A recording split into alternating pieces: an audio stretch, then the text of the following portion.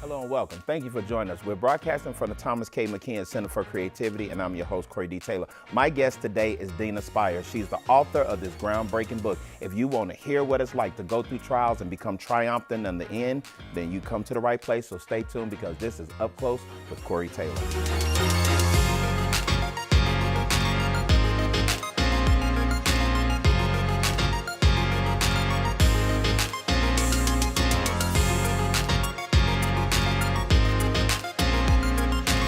Hello and welcome back, and thank you for joining us. We are here with my guest, author and filmmaker, Deana Spyres. How are you, ma'am? Great. Good to see you. Man, oh, well, okay. Well, first of all, let me say this. Before we get into the whole thing of interviewing today, first of all, you have some amazing things going on. You have a new book that we're going to be talking about, but I want to go back a little bit.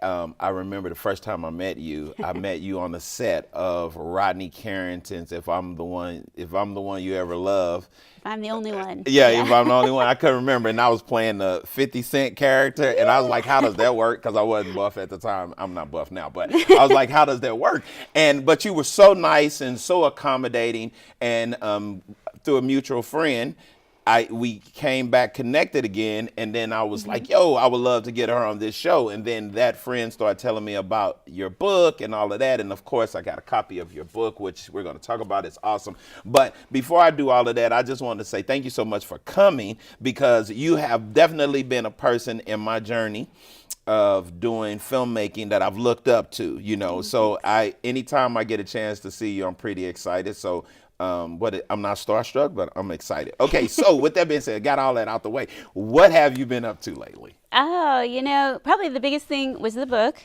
Also, my company, within the last year, I brought in my partner, Dawn, and we just brought in another partner, Jennifer, a good friend of mine. We're about to relaunch my company and do some really exciting things with that. So. Oh, wow. So when you say relaunch your company, talk a little bit about what does your company actually do?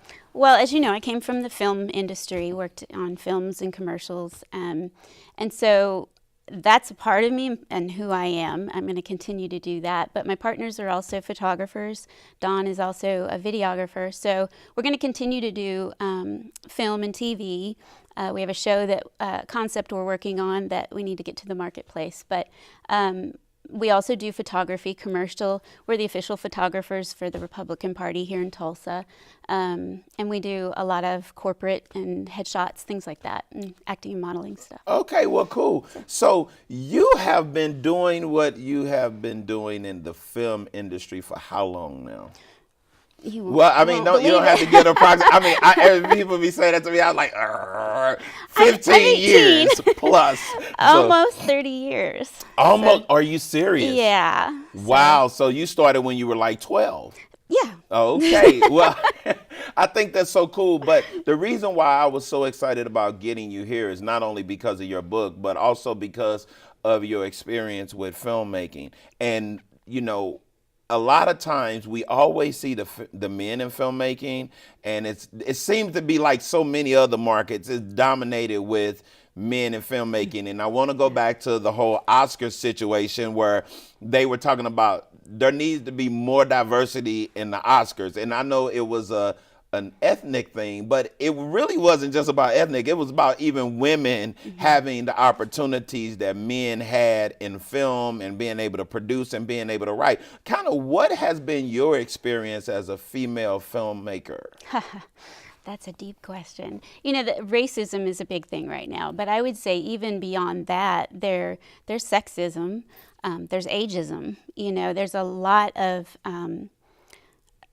animosity, I think, between the older generation and the new generation, between men and women. And I keep, in the freelance world, I didn't face as much as I did when I went corporate. I was over TV at ORU and the Mabee Center, and then I was over at a church, which is how this book was birthed. But in Christian environments, especially, I found it's a boy's world. It's a man's world. I say boys because it's generally the younger generation coming up. But I found it very difficult. My ideas were taken a lot, and they got the credit for it, which I don't care who. I'm glad that good product came from it, but I found it very difficult to flourish in those environments, and I did everything I could to help them.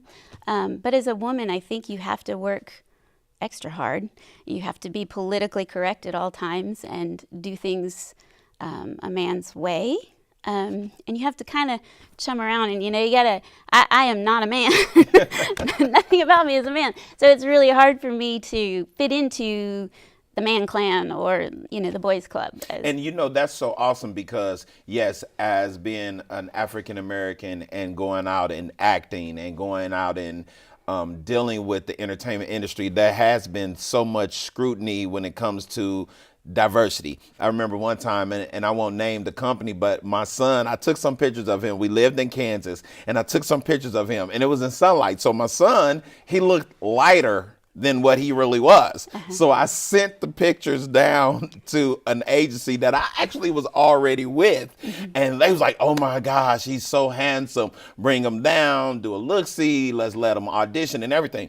I bring him down. The guy that interviews him, he likes him. But then there was a lady that was involved, and then I didn't hear anything for weeks. And I said, what's going on? And she said, oh, it's just not a good time. And I said, look, why don't you cut to the chase? I said, I understand the industry. Nobody's going to try to sue you or anything. I need to know the real insight so that I can help him if he wants to pursue this.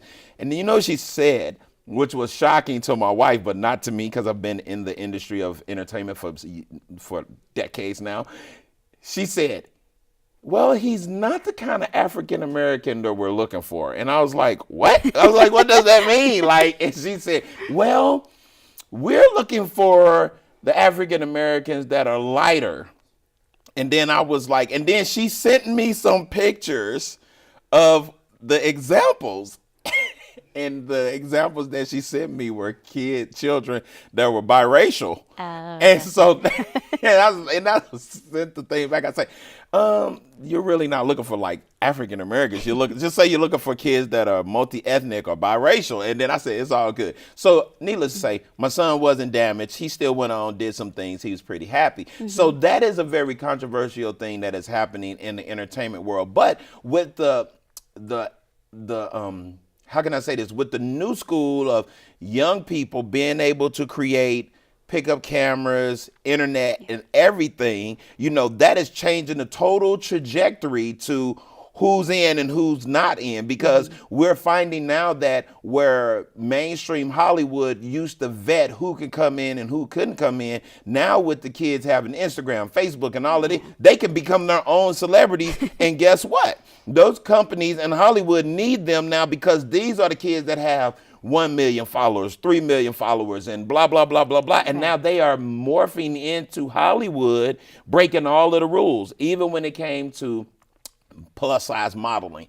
Again, the social media crowd is changing the game. So with that being said, you talked about how there are younger people in the environment now, and you talked about ageism, that is an issue. Talk a little bit about that, because as a person still on the rise doing what I'm doing, I kind of have that apprehension of like, oh, should I quit while I'm ahead or should I do something different? So talk about that in your experience. Yeah, it's a new industry. I mean, it's completely changed since I started. It used to be big crews. We had film style commercials. Right. People would spend several $100,000 for a 30-second commercial. Right, well, now every kid on the block who's excited about filmmaking gets the gear. Yes. Oh, I got a 4K camera and I got this, and so they can tout the gear when they may not yet have the talent. Right. But in this new YouTube society, people seem to not care about quality as much. They want content, not quality, but content. Right. And sometimes even the content's not there, but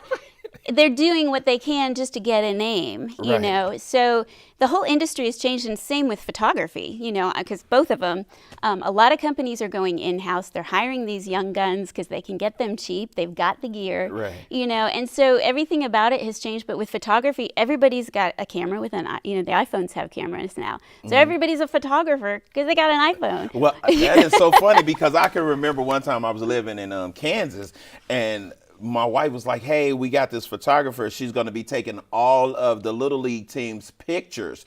And I'm like, oh, okay, cool. Now, give you a little backstory. I'm not a novice. I actually have a BFA in art. So I'm come from a design background. I come from a sculpting, drawing, all of this. And photography was one of my strong suits, and printmaking. But then I went on and I taught photography at a community college. So I had my feel. So when this person pulled out like one of the little bitty digital cameras and started taking everybody's picture, and they were charging everybody like $50 to take pictures. Right. I said the camera was like $100, if that much, and the pictures were not that great. And so sometimes, have you ever had this moment where I will be on social media and I call it charlatans? That's what I kind of call it. I want to write a book called Bring Out the Charlatans. You know, charlatans are people that say they have this and this, but they really don't. Right. And so I have this argument, not necessarily an argument, but a debate on Facebook sometime, and I tell people, popularity does not guarantee the expertise. Mm-hmm. And that's what we're seeing a lot of. Like, people are popular, so then people give them gigs and say, well, you can do this because you're popular. Right. And you're like, are you looking at the same stuff I'm looking? But that's coming from me being a professor and teaching photography, right, as well as me being in the industry for years, paying my dues and everything. And so when you are in situations like that, how do you react when it comes to you're dealing with a novice and you are the professional and you paid your dues and you've done it for a while now? I try to be humble. like I tell my partner, I said, the worst compliment you can get, people will look at your photos and they'll say, wow, you must have a great camera. It's like, the camera didn't take the picture. It's the eye. It is the right. eye. Yes. And it's the experience and the knowledge, you know, all of that is what people pay for. You know, I could hand my camera off to someone else, right, and you get one with their head cut off and, you know. Too much headroom. It's right, just not right. The composition is horrible. Or the lighting's bad, you right, know. So it does take knowledge and experience and expertise. So you're paying for that when you pay a professional. Yes. You know, so, you know, I used to teach. I taught at ORU, and I developed a curriculum for Victory Bible College. So I taught, and I love seeing the people that I taught succeeding in what they're doing. That right, part is really exciting to me, and I love that. I miss doing that. So when it comes to the new generation, I am completely behind them, but I wish that they would take the time to learn, you know what I mean? Right. And do it with passion, and do it with excellence, yes, and not just flip out a camera and start doing stuff. Well, and I think the thing is that when you're dealing with that is also on the flip side of the whole social media and these younger people pulling out cameras, it's also money. You know, it's because people don't want to pay for expertise. They're like, you'll say, well, my photos are going to cost, you know, $500, $600, and then blah, blah, blah. You get so many shots. And then you have the little kid that pull out the camera and say, oh, just give me $100 and I'll take 2 hours worth of photos, and they give them 300. And right, then the ideology is, oh, you're bound to get something out of 200 or 300 photos, which in most cases they'll get 5 probably because right, they don't know what they're doing. But I've had the opportunity to work with some young people, and there's a young man that I'm going to eventually bring on the show. Has an amazing eye. But the thing is, when we started working together, he would get frustrated with me because they were going to let him direct. And then when I came on, this person is like a professional in the music industry. And when I came on set, I was like, should I say something? I was like, you might not want to shoot that like that because that's going to do this. Well, what happened is I wound up taking over and directing, and then he edited, and everything came out amazing. So now we're working together. Mm-hmm. But he realizes now, you know, I do have the equipment, right, I do have the gear, I do have some knowledge, but I don't have the experience to know what I'm looking for at all times. And I was telling him, if you want to get beyond just shooting music videos that will be for, you know, entry-level hip-hop video, right, then you're going to need more input, you know. Mm-hmm. And so he's all on board. So much of that is happening nowadays, and good job that you are humble and you're helping these young people. I sometimes cringe because I want them to be work with a spirit of excellence. It's not always there. With that being said, so thank you for doing what you're doing. Now, I want to get to the meat and potatoes. I didn't want to do this too much because this is such a heartbreaking but yet triumphant thing. This book. Okay, can we zoom in on this real quick? Like this book. Can we zoom in on this? Yes, just get us a little zoom. This book is powerful. All right. And you know, we don't really try to promote people, but if they haven't heard of this book, they need to. But I understand you're going to rebrand it. So share with me, what's the new rebranding going to be? Well, it's entitled Infidelity, No One is Immune. But the book is about so much more. You know, it's about relationships in general. It talks, actually, there's several chapters that talk about the workplace and talk about, as a woman, how I was treated. And it really starts from, and I think this applies to all women, how incredibly powerful a father's words are over their daughters and how it shapes their whole life. You know, you talked about being in a man's world. I had a hard time because I had, you know, not good words spoken over me. So I had a very low self-image. I was in a marriage that was abusive, my first marriage. So in a man environment, if you're not strong enough to stand up to it, if you cower, then you're not going to go forward. You know, so the book was actually birthed out of that, how to be professional in a situation and not let your past or your own emotions take over in those environments. Now, I agree that with the changing of the name, because as I perused through the book, and let me tell you, like, this has, I mean, it's a book to help people and change their life and get through things and be victorious, but it almost kind of is novel-esque as well, because I would find myself, as I would flip through, I would read something and I was like, whoa, what is she talking about? Bloop, bloop, bloop, bloop, bloop. Go back 4 or 5 pages, and then I would slow down and have to read more because, you know, I'm getting ready for you to come on the show and talk with you. But man, so far so good. It's a great read. But I want to talk about some of the points that you made in the book. Okay. First of all, you talked about growing up, and you talked about your dad, in St. Louis. You're Armenian. I am. And your dad was Bible Tony. Your granddad was Bible famous, Tony. Yeah, and he would walk down the streets and drive, everything. And do what? Well, he'd have tracks. His whole car, it's a crazy old car, but he had signs all over it. You ever seen those kind of cars? Yes. You know, Jesus saves, thou shalt not, you know, whatever. Right. Had all that. And he had tracts that he'd hand out and pray for people. He built his own little church in front of his house and was pastor there. And so he was known all around. They'd done articles on him and stuff as Bible Tony. But you said, and I want people to hear this, okay? Because the reason what drew me to even get more and more in depth in the book is because, like you said, it's so much more than just infidelity.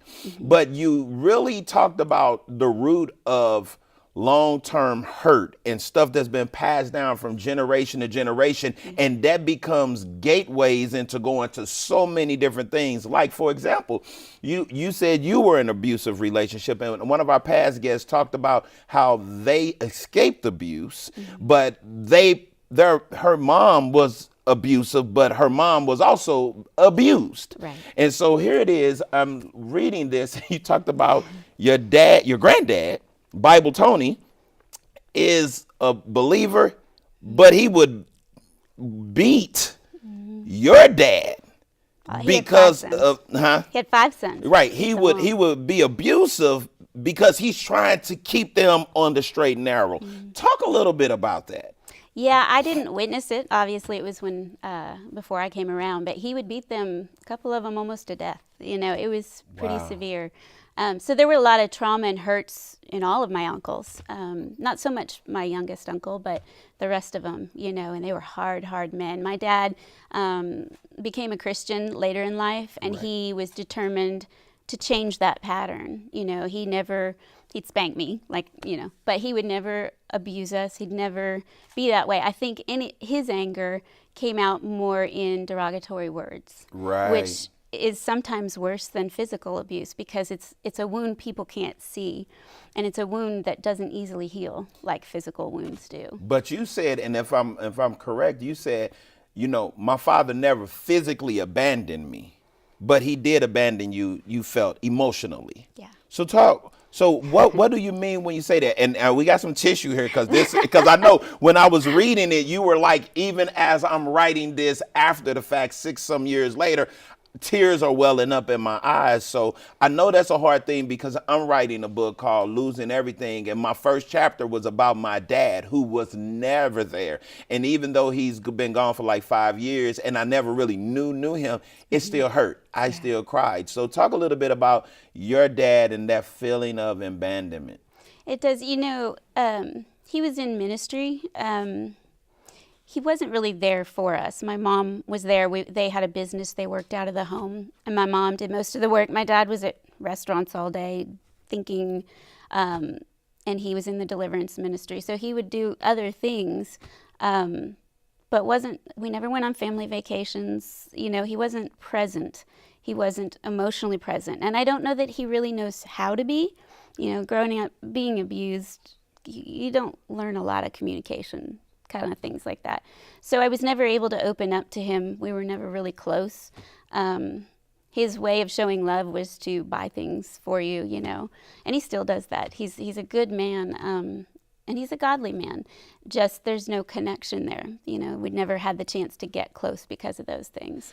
Man, and because of that, you make a statement in the book, and I don't want to get a whole book away because I could really do that because it's such an awesome book from what I've read so far, and pretty much went through it all. But as you can tell, but let's jump some chapters ahead. You said, and you make this statement, you said, 2 broken people can never help repair or fix each other. You can't. You have to, the only person you can fix and change is yourself. And that's a hard lesson to learn. You spend your whole marriage thinking, why don't you, the frustrations in marriage because you want your spouse to change. Even if they became someone else after you were married, you can't change them, but you can change how you respond to them. You can change you. And I think if more people would be selfless and would think, what can I do to help the other person? How can I help them not to change, but how can I support them? And what can I do to be better every day? And if everybody did that, marriages would be more whole. Now, I don't want to give it away, but as the title says, infidelity, no one is immune, but it is changing to righting the wrongs. Okay, so the viewers should ascertain that there was some infidelity going on. Now, I don't want to tell the stuff because that's the novelesque part. Like you just, like it sucks you in. And so let me go around this. Were you surprised? Yes, I was surprised. And let me get there. I was surprised because in Christendom, if you will, I've never seen someone be that brutally honest with their life experiences that hadn't been exposed on national TV that it forced them to come out. Right. But you put all of it out on the table, scared, terrified, second thoughts, how are people gonna view me? Like, what was going through your head when you was like, I'm getting ready to do this because it's a game changer, but it's also a bombshell? Yeah, I was terrified. I've had some of my closest, most respected friends told me not to do it. They were wanting to protect me. They wondered how my kids would be affected, because it deals with the time I was at that church. I love that church. I love the people. Despite everything that happened, I didn't want it to hurt the church, so I was very, very careful. I went through chapter after chapter trying to make it as vague as possible. And I think they still weren't pleased with the outcome, but it's a message that I think is so vital that every person needs to hear. And it's not just that part. I mean, the whole book is full, like you said, of father-daughter relationships, parental truth, and friendships, as well as marriages and even work relationships. So there's so much in there that I think people really need to hear, and that's the responses I'm getting from people. I think what I heard another young man who I used to work with, he said, if we don't ever know what people really went through that are adults, then how can we learn and how can we avoid from making the same mistakes? So it is definitely brave, it's gutsy, but at the same time, it is definitely going to help a lot of people because as I sat there and I read it, I could reflect, and it literally is helping me get courage to write this book called Losing Everything, because like this is kind of your ode to self, and let me share that's what Losing Everything is out. And there's a young man that I worked with named Willie Moore Jr., and he's real big, has his own Christian radio show. He's on TV, but he wrote a book that's similar to this, and he said it's called Happily Ever After All. And he talked about the fact that he talked about some of the heavier subject matters you're talking about in here, and he just put it all out on the table. Mm-hmm. And everybody thought, what? He gonna lose his job, they're gonna condemn him and everything. The book is on its way to being a best-selling book. He has lines of people coming to hear him speak, because out of everyone, he is probably the most forthright, the most unapologetic about him bringing this truth out to the forefront. Mm-hmm. And where he thought people would shun him, they're really embracing him, because now those people are getting relief and saying, I can identify. So kudos to you that you're going to do that. So I looked online and I started looking at the reviews of the book, and it was amazing, because even in those reviews of the book, I can hear people sighing a sigh of relief, like finally somebody said something. Yeah, I was shocked at the reviews. And it's funny that different parts of the book connect with different people. Correct. So that gave me hope, because I really, the only reason I was vulnerable and honest in it the way that I was is because I wanted to help people. I don't want anybody to ever have to go through what I went through.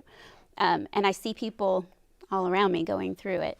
And you think that a Christian environment is safe, and you're not safe anywhere if you don't learn to constantly be on your guard. Now, this show, Up Close with Corey Taylor, is all about helping people to know what it would take to go on and be successful. In about 10 seconds, give us your synopsis of what do you think it'll take people to be successful. My ultimate success is to live my life in a way that is worthy to be praised. I think in a way that people, if I every day could help people become better, and I could become better and leave a legacy for my children to always follow God, always help people, and to have a heart of love for God and people. That to me is success. All right. Thank you so much for coming. Thank you. I hope you've enjoyed our show today. I would like to thank my guest, Deana Spyres, for joining us. Think about this. Change is inevitable, but your attitude towards that change, it is always optional. Until next time, keep looking forward.